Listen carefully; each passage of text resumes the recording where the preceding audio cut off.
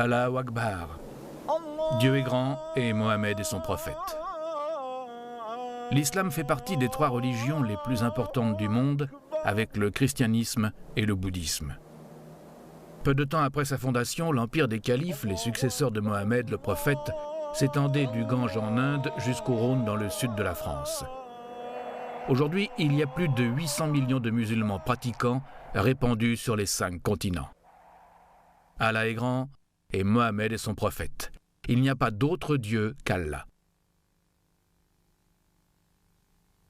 Quelle est l'origine de cette religion qui ne ressemble à aucune autre, qui a changé le monde de façon radicale et qui est aujourd'hui plus vivante que jamais? Il y a 1300 ans, sa puissance a balayé l'Est de l'Empire romain. Son pouvoir menaçait de submerger l'Europe et elle n'a été arrêtée qu'aux portes de Vienne il y a 200 ans à peine.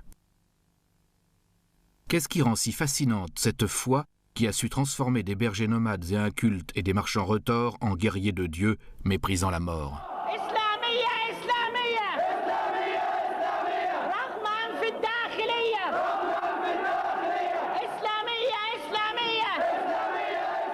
Qui était l'homme qui a fondé une foi au nom de laquelle, aujourd'hui encore, des milliers de croyants sont prêts à sacrifier leur vie, car à celui qui meurt en luttant pour Allah, on promet le paradis. Qu'est-ce qui animait le fondateur de cette religion dont la volonté fait loi depuis des siècles et qui, par ses visions, a changé le monde comme nul autre ne l'a fait avant ni après?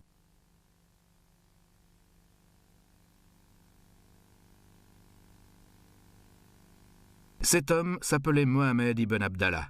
C'était un marchand prospère qui vivait à la Mecque, dans la péninsule arabique, en 611 après Jésus-Christ. Les habitants de la ville étaient des marchands.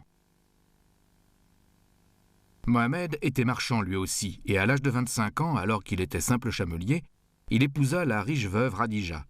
Selon nos critères d'aujourd'hui, Radija était millionnaire. Ces caravanes étaient parmi les plus magnifiques de celles qui traversaient le grand désert pour faire du commerce dans la Syrie lointaine, en Égypte, au Yémen ou en Perse.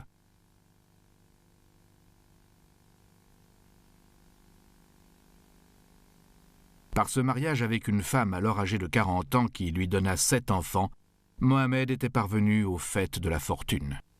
Ils sont strictement interdits dans tout le pays. Aux voleurs qui ne volent pas par nécessité, on coupe la main. Quant aux hommes ou aux femmes adultères, on les lapide. Mais déjà aux frontières, les choses se présentent sous un autre jour. Les Émirats arabes unis et le Qatar, qui poussent comme une fleur dans le golfe arabe, s'efforcent de suivre un sentier étroit entre le respect de la religion et la modernité. D'un côté, même les habitants de Doha, la capitale du Qatar, sont incapables de citer le nombre de mosquées d'où les muezzins appellent 5 fois par jour à la prière, tandis que les femmes vont au marché intégralement voilées. De l'autre côté, des touristes vêtus du strict minimum bronzent au bord des piscines d'hôtels de luxe. L'Égypte, le pays arabe le plus peuplé, a lui aussi ses problèmes. Au Caire, les pauvres et les riches se côtoient étroitement, ce qui crée des tensions sociales, nourrit un nationalisme explosif et forme le terreau du fanatisme religieux. L'Égypte est à la croisée des chemins. Si les fondamentalistes musulmans qui mettent l'accent sur l'enseignement du Coran prennent le dessus, le pays risque de sombrer dans une terreur sanglante.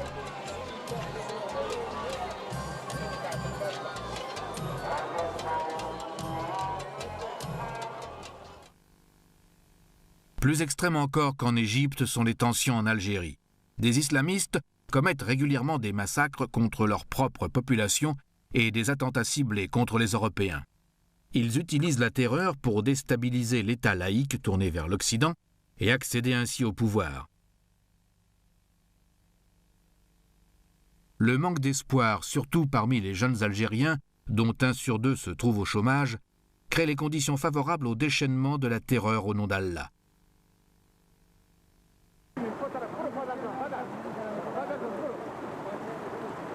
L'Afghanistan, le pays sauvage dans l'Hindou-Kouch. L'islam est profondément enraciné dans l'esprit de la population. Aujourd'hui, des musulmans militants, les talibans, règnent sur ce pays d'une extrême pauvreté. Ils combattent sans pitié tout ce qui est contraire à leurs convictions. Ils préconisent une interprétation radicale du Coran, observant les lois archaïques de la charia, une société d'hommes qui a fait de la misogynie une loi. Gandhi avait libéré l'Inde de la colonisation anglaise en employant des moyens pacifiques, mais ensuite les musulmans voulurent leur propre État. C'est ainsi que naquit le Pakistan au terme de conflits sanglants.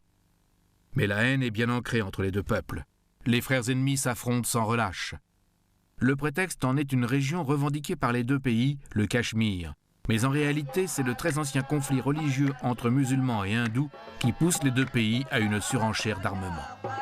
L'Inde et le Pakistan, pays d'une extrême pauvreté, disposent de l'arme nucléaire. Avec 100 millions de musulmans, l'Inde occupe aujourd'hui le second rang mondial parmi les pays comprenant une population musulmane.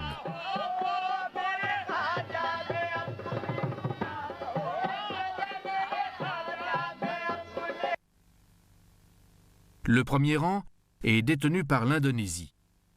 Elle compte en effet 140 millions de musulmans, ce qui constitue 80% de la population. Le message d'Allah et de Mohammed, son prophète, avait été rapporté aux habitants de ces îles lointaines par les commerçants arabes qui, depuis des siècles, pratiquaient le commerce florissant des épices. Au Moyen-Âge, le poivre valait de l'or. Au cours des dernières décennies, le népotisme et la corruption ruinèrent l'économie de ce pays et, du même coup, la coexistence équilibrée entre les différentes races et religions. La soudaine flambée de violence entre musulmans et chrétiens a montré à quel point le calme dans ce pays était trompeur. Une danse périlleuse sur un volcan. Mais l'islam ne se caractérise pas seulement par l'épée, les châtiments archaïques de la charia et l'intransigeance religieuse. L'un de ses multiples visages est la poésie et le mysticisme, le pur amour pour Dieu. Dès l'an 700, 80 ans après la mort du prophète, l'islam, à partir de l'Espagne, avait pénétré profondément dans le subcontinent indien. Le mouvement des soufis prit son origine à Bassora, aujourd'hui en Irak. Les soufis exigent un retour au seul enseignement des traditions. L'orientaliste, le docteur Schimmel, qui a écrit plus d'une centaine de livres sur l'islam, explique le mysticisme musulman de la façon suivante. Il y avait un groupe de croyants, surtout à Bassora en Irak, qui, par leur prêche et leur vie exemplaire, tentaient de ramener les gens au noyau de l'islam, la foi en un Dieu unique, la peur du jugement, l'espoir d'accéder au paradis en accomplissant de bonnes actions. Ce groupe de Bassora, on finit par le surnommer Sufi. Suf signifie laine, car contrairement aux laïcs, ils portaient des habits en laine qui ne se salissaient pas trop vite lors de leur marche et les protégeaient et de la chaleur et du froid. Tolérance, la tolérance avant tout, prêchait le mystique musulman indien Moinuddin Chisti. Ses disciples le considéraient comme l'ami de Dieu, libéré des viles peurs humaines toujours en relation avec Dieu.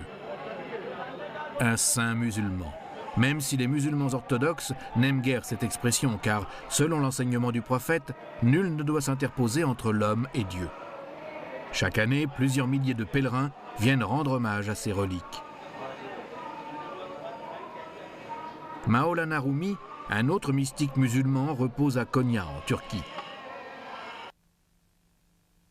Les musulmans ne le considèrent pas seulement comme une personnalité vénérable à laquelle les pèlerins viennent rendre hommage, mais aussi comme un poète exceptionnel.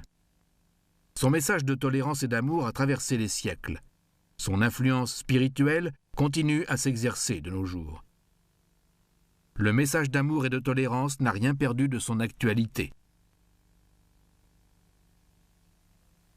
De même que les continents se frottent les uns aux autres le long de leurs lignes de fracture qui n'obéissent pas aux frontières étatiques, ils sont traversés de fractures religieuses.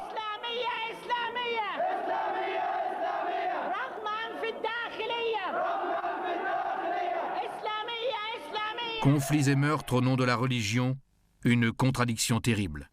Le noyau, l'origine et le message de toutes les grandes religions ne serait-ce pas en dehors de l'adoration d'un principe divin, la compassion, la fraternité et le désir de paix?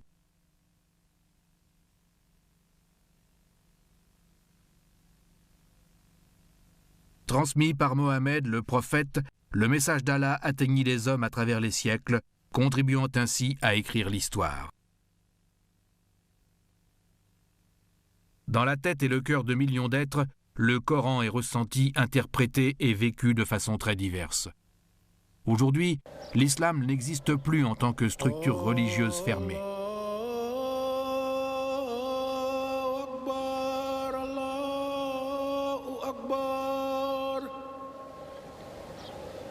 Mais l'espoir subsiste.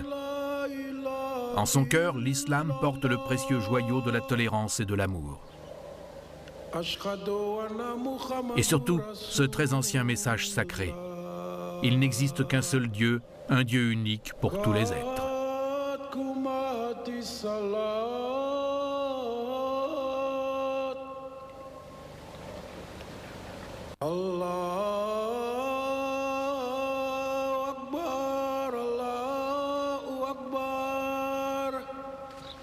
La